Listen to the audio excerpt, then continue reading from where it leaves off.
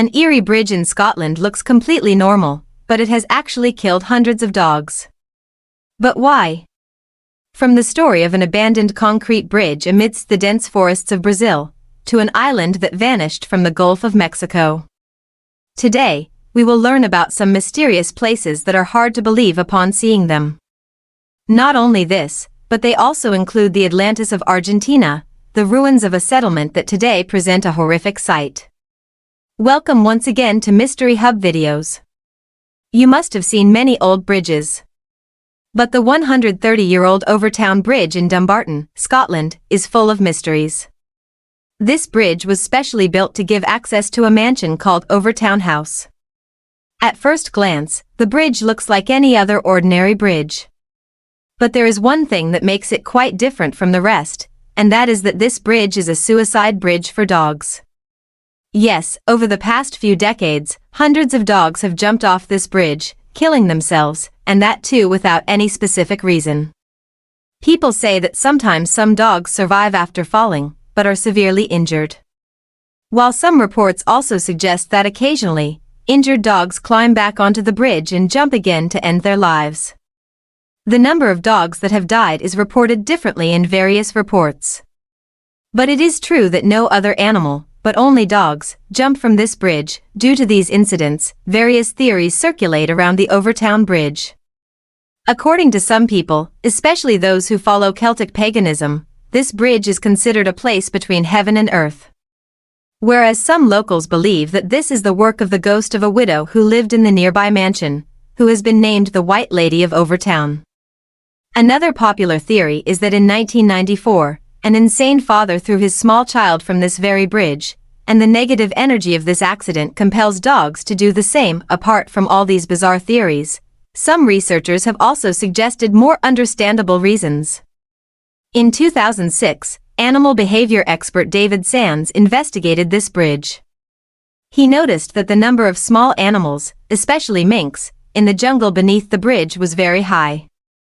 David Sands suggested that perhaps dogs sense the wild animals beneath the bridge with their keen sense of smell and, while chasing them, jump down.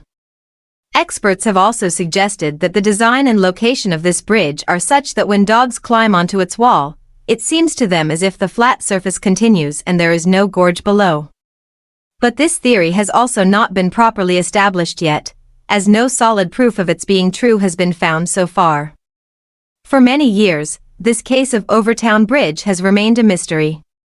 No one knows why only dogs jump from here. If you pick up any old map of the Gulf of Mexico, made by Spanish explorers in the 16th and 17th centuries, you will notice a small island north of the Yucatan Peninsula called Bermeja. Of course, the location of this island might have been slightly off in the maps of that time. But at least this island definitely appeared on every map. This island was first included in the official list of islands of the Gulf of Mexico by the Spanish cartographer Alonso de Santa Cruz in 1539. But in the late 90s, a lot of oil started being found in the Gulf of Mexico. So the American and Mexican governments began to set their boundaries. This would determine the limit for each country to search for oil in the Gulf of Mexico. Now, because Bermeja Island was close to the Yucatan Peninsula, if Mexico got this island, their boundary in the Gulf of Mexico would increase. At that time, the Mexican government tried to find Bermeja Island 3 times. But mysteriously, they did not find any trace of this island. The Mexican Navy said that it seemed as if no island had ever existed there. The matter might have ended there, but then an incident occurred that forced people to think otherwise. 1 year after the Mexican Navy failed to find Bermeja, a Mexican senator, José Ángel Cedeno, who was one of the biggest advocates for expanding Mexico's oil exploration area and the existence of Bermeja Island, died in a car accident on a Mexican highway. After his death, people started talking that the American CIA had made this island disappear by using multiple blasts so that Mexico's rights in the Gulf would decrease. However, after that, in 2009, an attempt was made to find the island again with the help of advanced technology. But nothing was found on the ocean floor except sand.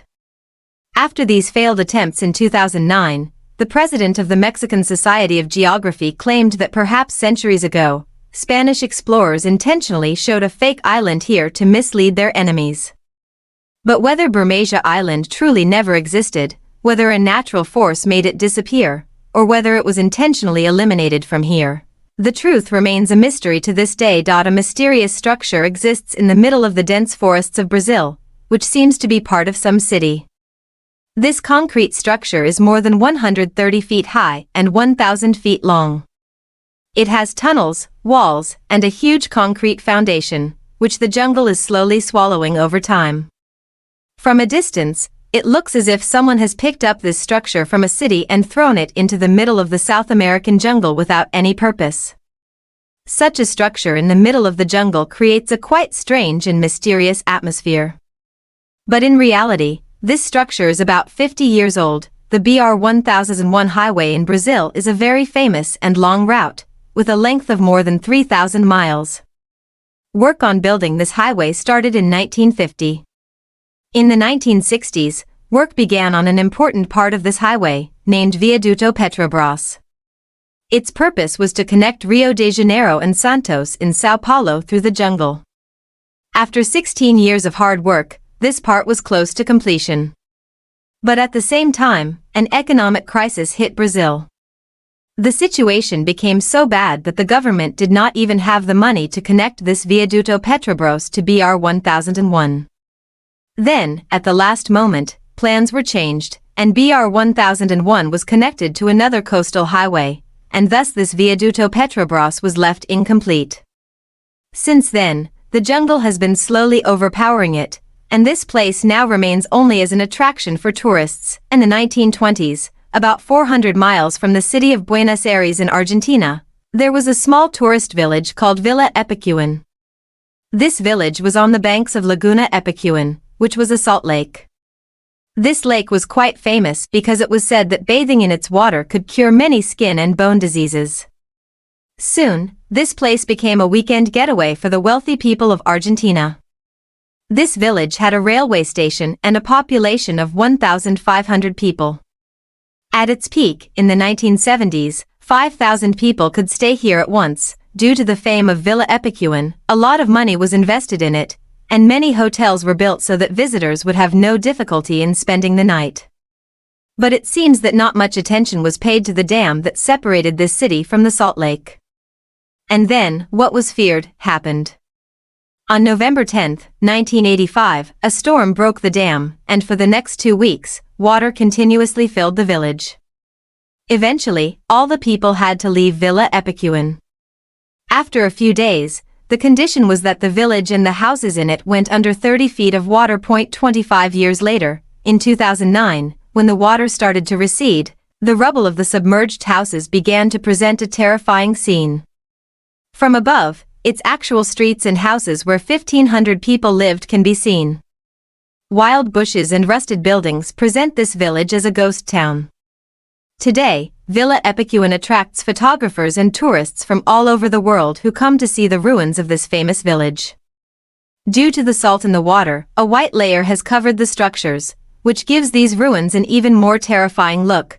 The most interesting thing about Villa Epecuén is that even after being submerged in water for 25 years, in 2009, when the water receded, 81-year-old Pablo Novak decided to return and live in his broken-down house there.